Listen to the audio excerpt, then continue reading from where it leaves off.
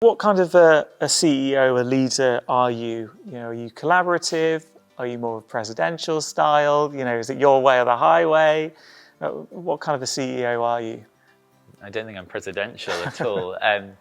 I think I start from caring very deeply about our customers and what we do for them. And because of that, I obsess over the feedback we get from customers, over what they say is working and what they say isn't working. And I digest that every day. Mm-hmm. Because of that, I can be quite specific about what I think we should do differently if things I see aren't working.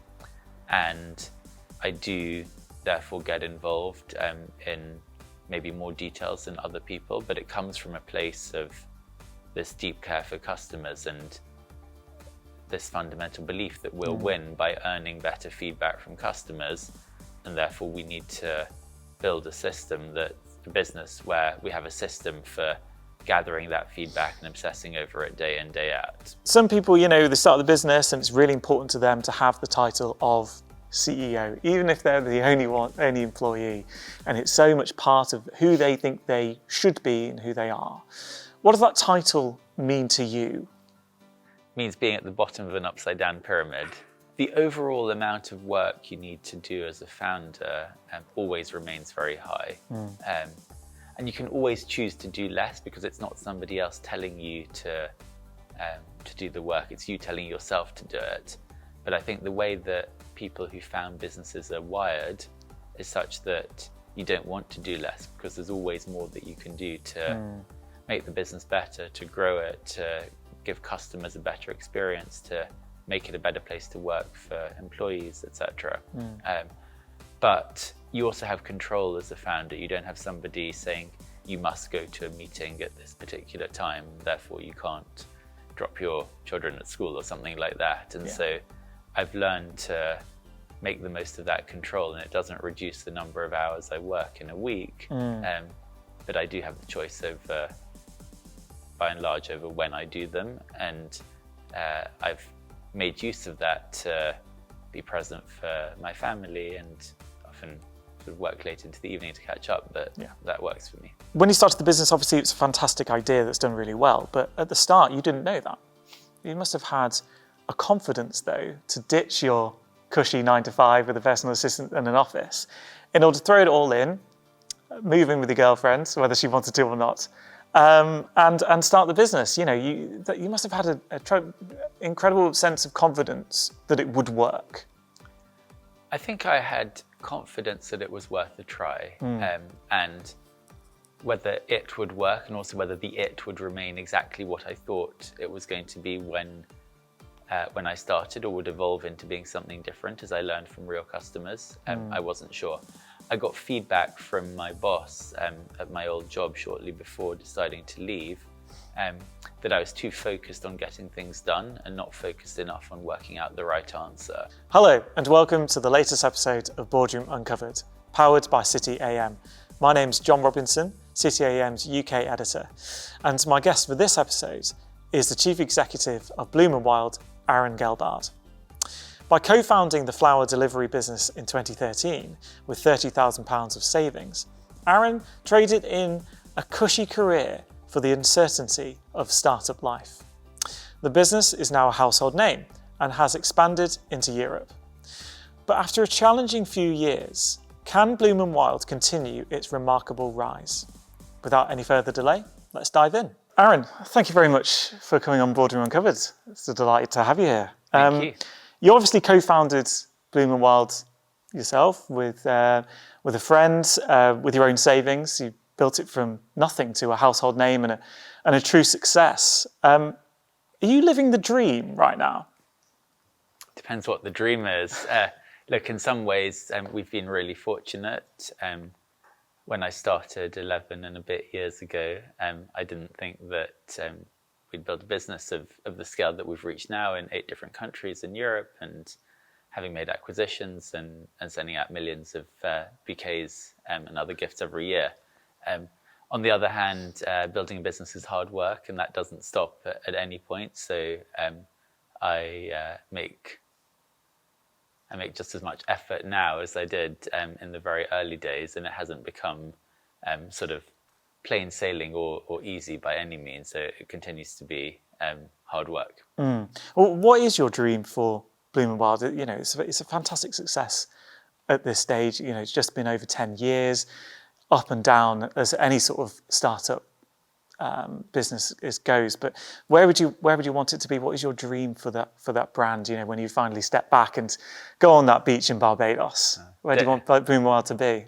I'm not a very beachy type, but our goal is to be the destination for making life more thoughtful and beautiful.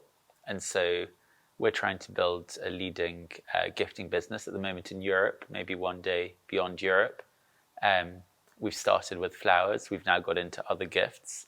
I would love for customers up and down the country in the UK and in all of our other markets to default to thinking of Bloom and Wild whenever they need to express their emotion to somebody that they care about.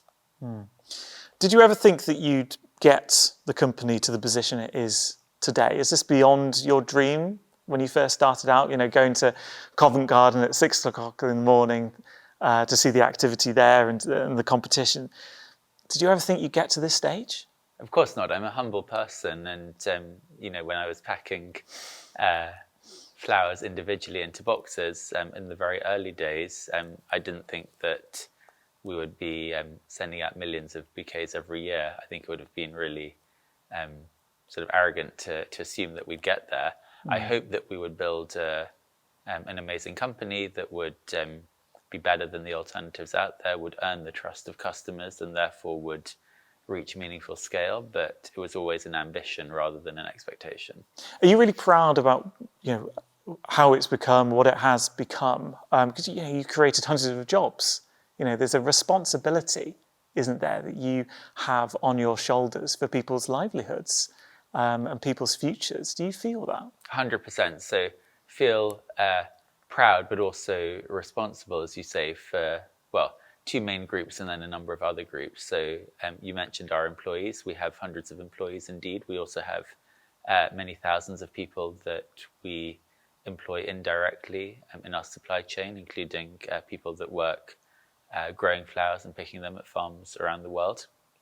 So very aware of building a sustainable business that will be around for the long term and that will continue to create employment, provide growth and development opportunities for people, and pay people fairly and give people the means to grow in their careers. I'm also proud of what we do for our customers. So we're serving millions of customers every year. Our customers want to express emotion to people that they really care about, typically through the medium of flowers. And before Bloom and Wild started, there weren't brilliant options to do so. There were other flower companies out there, there still are, but industry satisfaction levels were very low. And we've tried to obsess over customer experience and things like Net Promoter Score, review scores from day one. And with that, I think we've changed the experience for people that are expressing their emotions through the means of a flower gift, from a so-so experience to an experience that people tend to be delighted with. Obviously, you're starting a business is incredible. It must be all-consuming. It must be all you think about, especially in the early days. You must have given up quite a lot in your personal life in order to devote so much time to growing Bloom and Wild. What did you have to sacrifice? And was the sacrifice worth it? So I had a well-paid job. I had an office, so I don't have an office. Probably never will. I had an assistant, things like that. So I worked hard, but I had quite a lot of supporting infrastructure around me for my old job, and I gave that up. I also gave up my flat and moved in with my then girlfriend, now wife. So was she pleased about that, or? I think so. It was a good way of, arranging the move-in, so to speak. I proposed to her shortly after starting the business, and with Bloom and Wild flowers, or with flowers that I sourced from New Covent Garden Market. Did you? And I remember at the time thinking that this really has to work, and I'd actually, she and her parents are a bit traditional about this, so I asked her dad for permission before the traditional way, and I remember talking to him about Bloom and Wild, this business that I was just starting, and looking him in the eye and saying that I was going to make a success of it because I wanted him to say yes to my plans to propose to his daughter. But I felt the sense of responsibility here as well, that I was going to give up a stable job and earn a living doing this. And my wife works as well, but I didn't want to just live off her, and I wanted to contribute to our future family. Was that your most stressful sales pitch regarding Bloom and Wild? Probably, yeah. Yeah, but it's paid off. It's paid off very well. I have a great relationship with my father-in-law, in case he's Has he watching congratulated this, you? Or many times. Many yeah. times, well, that's yeah, good. He's really pleased and that I've done this and with how the business has progressed.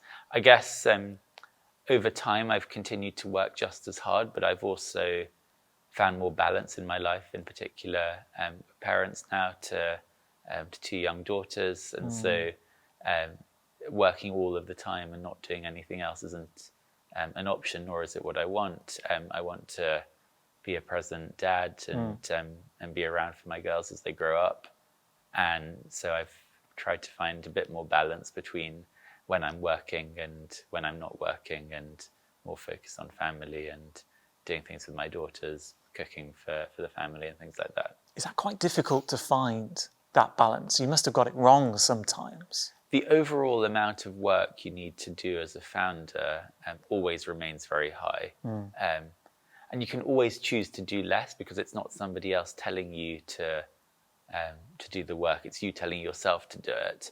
But I think the way that people who found businesses are wired is such that you don't want to do less because there's always more that you can do to make the business better, to grow it, to give customers a better experience, to make it a better place to work for employees, etc.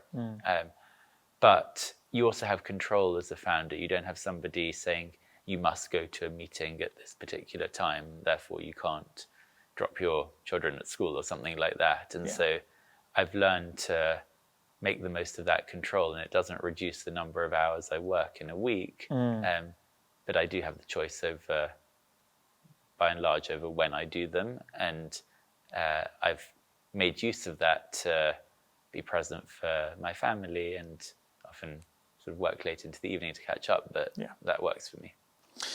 When you started the business, obviously it's a fantastic idea that's done really well, but at the start you didn't know that. You must have had a confidence, though, to ditch your cushy 9-to-5 with a personal assistant and an office in order to throw it all in, move in with your girlfriend, whether she wanted to or not, and start the business. You know, you must have had an incredible sense of confidence that it would work. I think I had confidence that it was worth a try, and whether it would work, and also whether the it would remain exactly what I thought it was going to be when I started, or would evolve into being something different as I learned from real customers. I wasn't sure. I got feedback from my boss at my old job shortly before deciding to leave, that I was too focused on getting things done and not focused enough on working out the right answer. And I reflected on that and thought that he was absolutely right, and therefore I was in the wrong job, because I used to be a management consultant where you have to be really focused on getting the right answer. That's what your clients are paying for. Of course.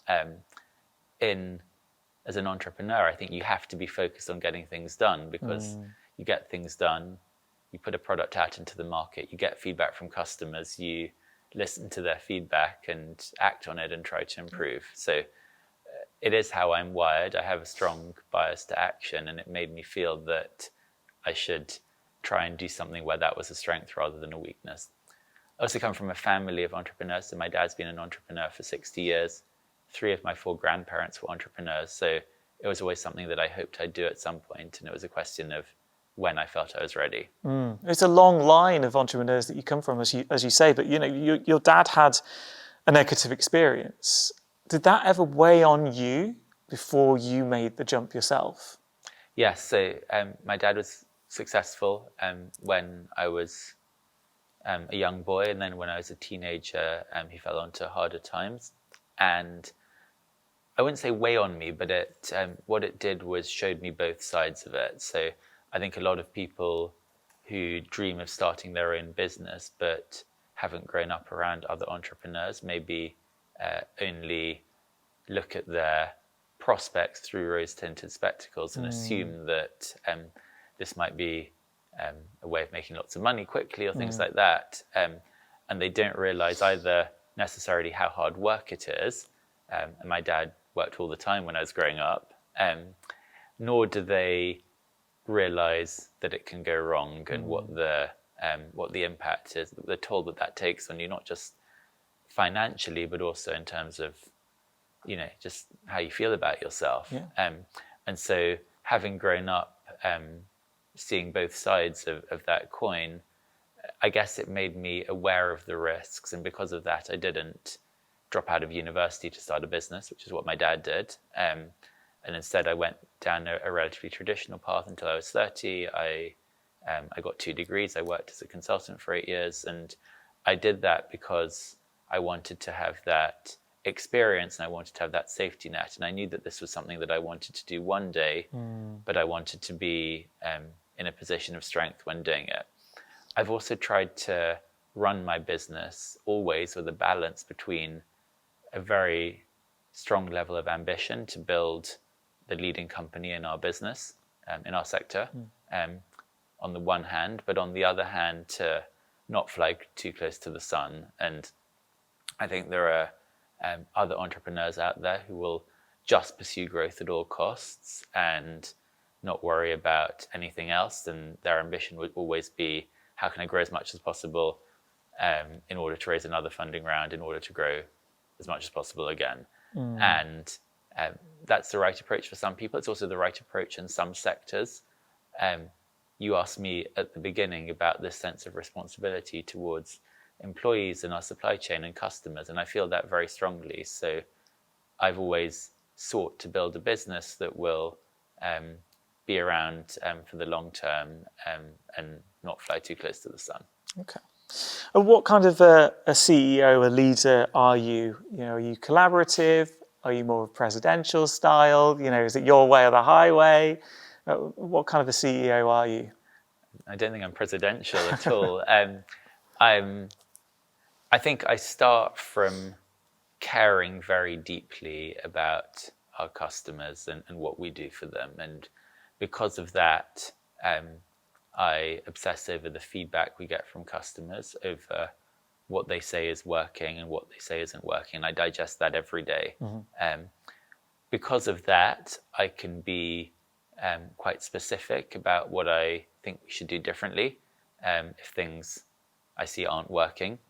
And I do therefore get involved in maybe more details than other people, but it comes from a place of this deep care for customers and this fundamental belief that we'll win by earning better feedback from customers. And therefore we need to build a business where we have a system for gathering that feedback and obsessing over it day in, day out. Okay. Some people, they start the business and it's really important to them to have the title of CEO, even if they're the only employee. And it's so much part of who they think they should be and who they are. What does that title mean to you? It means being at the bottom of an upside down pyramid. No, seriously, I think I'm not hierarchical. I don't like my view to trump that of others. I see our team as lots of people who have what I call frontline jobs, where they're individual contributors, and they're the people that do the vast majority of the work in our company. And whether they're making bouquets or crafting emails or doing our accounts or answering customer phone calls, many sorts of things. And they have managers to support them, to help them prioritize, because we can't do everything at once. And ultimately that sort of ladders down to me. And my job is to help set direction, help make prioritization decisions when we need to make trade-offs, and ultimately be the last man. So if things don't work, it's on me to make sure that we course correct and pick up the pieces where necessary. So ideally things don't trickle sort of down that upside down pyramid to me, and they rarely do because we have great people in the team. But I see it as carrying the team ultimately on my shoulders, and me taking ultimate responsibility for our customers, for our finances, for our team's livelihood. Of course, you co-founded the business, you've led it this whole time, and it's been obviously up to this point a tremendous success. But some founders do decide to step back. They realise that they're not the right person to lead the company at that point, and they may return in the future. Have you ever doubted that you're the right person to lead the company? I wouldn't say I've doubted that I'm the right person to lead the company up to now. I certainly don't want to tell you that I'm going to be the right person to lead the company forever. And it's something that I reevaluate regularly.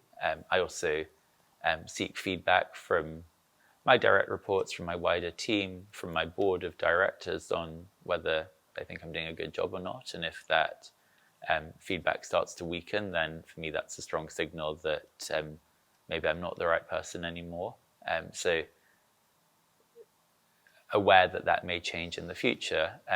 Up to now, I've continued to feel a strong sense of energy for what we're doing, and also feel that there's a lot more still to do. So I haven't wanted to step away, and have continued to enjoy it. I mean, it's stressful at times, and it's hard work all the time. But that's also what I'm used to and how I'm wired. You said at the start that when you eventually step away from Bloomer Wild, the day-to-day of it, so you won't be on a beach in Barbados. What is your ideal retirement plan then? If it's not a beach on a tropical island, where would it be? So don't see myself leaving the UK. We live very comfortably. Our children go to school, and I want to create that continuity and stability for them. I moved around a bit growing up. My parents got divorced, etc. So that continuity of home life for my family is really important for me. I also, if I was ever not doing this full time, and that's not my plan, would want to get involved in the broader sort of startup scale-up ecosystem, and also charity ecosystem here in the UK. I think giving back as a founder who's had some success is really important. A few months ago, I joined my first charity board, which is a charity called Fair Share, which distributes over 100 million meals every year of food that would otherwise be wasted to people that need it, and really keen to continue and hopefully over time increase my involvement in the charity sector if I'm ever not full-time hard at work with my day job. Because it's, even in the successful times, the easier years relatively, it's still an incredibly difficult job, even more so when things aren't going so well. You hit those setbacks. How difficult is it to be the top person in a company when everything around you seems to be falling apart? It's difficult when things are going well or when things are going not well, because there are different pressures in those different situations. One thing I've done that I've really benefited from is forming a close-knit group of other founder CEOs living similar experiences. Who's in the group? I can't say their names. Oh, but, come on. We've been doing this every couple of months for 7 years now. We all met through a program we did called Future 50 back in the day, which was a Tech Nation program. And it's been really valuable just having this group that meets up, our WhatsApp group, which is sort of buzzing every day with people saying, I'm doing this, that, and the other. Has anyone else been in this situation? And I'm in some other similar groups as well. But the longer you go with a group of people that get it because they're living the same, not exactly the same, but a really comparable experience, the more that you trust each other, the more open you are with each other, the more honest you are, you let your guard down, you drop the sort of bravado of telling everyone how brilliantly your business is going, and you open up about what your challenges are. And that's become an incredibly valuable support network, especially because my co-founder doesn't run the business with me anymore and hasn't done for a number of years now. I think it can therefore be lonely as a sole active founder, and that network of other people that are in your shoes is really valuable. Yeah, that support, I suppose you can lean on them in the tough times. The WhatsApp group have a funny name, particular name? That's really boring. It's called CEO Forum Group. Oh, that is boring. But I think I might rename it now. I think you suggest a rename. I'll do that on the train home. What do you do like when you meet up? Is it coffees? Is it beers? Is it drinks? Is it pizza? It's a mix. So we most of the time we do it after work. We bring takeaways with us. We rotate hosting it in somebody's office. Sometimes we do it remotely now, or hybrid. A couple of people have left London in the group during COVID, and so we've tried to, sometimes they come back for it, but sometimes we do a mix. We just did our first trip away as a group. We went to Madrid for the weekend. Very nice. Very nice. One of the guys has sold his company and moved over there. So he hosted us, which was lots of fun. So we're going to try and do more of that. Oh, fantastic. Yeah, that sort of support network, especially because your co-founder is no longer with the business, must be so valuable to you. And being able to sort of express your worries and your fears that you can't do to your employees for obvious reasons. But obviously, Bloom & Wild has been a success for more than 10 years now. Do you ever worry that it could still fail? Because I suppose very few businesses are too big to fail these days. Of course it could fail. Any business can fail. There are things that can happen unexpectedly. I guess the thing I've lived through, and luckily for us, we're very fortunate, and this had the opposite impact. That was the most like that was the arrival of the pandemic. Bloom & Wild was fortunate, and people sent a lot more flowers during the pandemic because they couldn't see their loved ones in person. Me included, to be honest. That's how I came across it. Thank you. Appreciate that. I hope we gave you a good experience. But if I'd been running a business like, say, Airbnb, for example, or my wife is involved in running a business called Paperless Post, which does online invitations, mainly to children's birthday parties and weddings. Their business was extremely badly hit by COVID because nobody was having events anymore. So there can always be things that come along that you don't expect that can have a very positive or very negative experience. I think it's crazy to say that a business is too big to fail. You just don't know. And you have to run your business with a reasonable level of buffer. We don't run the business with zero cash left day in, day out to meet our bills. We give ourselves the wiggle room for the unexpected, but you never know. That was a big lesson from COVID, wasn't it? To give that wiggle room, just in case. You never know what's coming around the corner, especially these days. I was interested. Obviously, every business has maybe a golden quarter in retail, or Black Friday or something like that. But for Bloom & Wild, what's bigger, Christmas, Valentine's Day, or Mother's Day? Mother's Day is by far the biggest. So that's our busiest trading period. Fortunately for us, Mother's Day is at different times in our different countries we're in. So the load, both in terms of team focus, but also production capacity and things like that, is spread. Mother's Day in the UK obviously is in March, and then in most of continental Europe it's in early May. In France it's in late May. So we spread Mother's Day over a few times. The other thing we've learned with Mother's Day, which we've become a bit known for at Bloom & Wild, and has now become quite widespread, is while by and large it's the number one flower gift buying occasion in the year, it's also not an occasion for everybody. So for some people, Mother's Day is a difficult time because they don't have a mum anymore because they've struggled to become a mum themselves, for example. And that's something that we've been very aware of. We, in the early days, got ad hoc queries from customers saying, can you actually love your flowers, but can you not tell me about Mother's Day? It's a difficult time for people. And we'd make manual adjustments. We then went on to proactively offer people the ability to opt out of hearing from us, initially for Mother's Day and then for Valentine's, Father's Day, various sensitive occasions. And there was incredible uptake of that. We then started a bit of a movement called the Thoughtful Marketing Movement and encouraged other companies to do the same thing. And that practice has now become quite widespread. You probably get lots of opt-out emails, Father's Day, for example, coming up.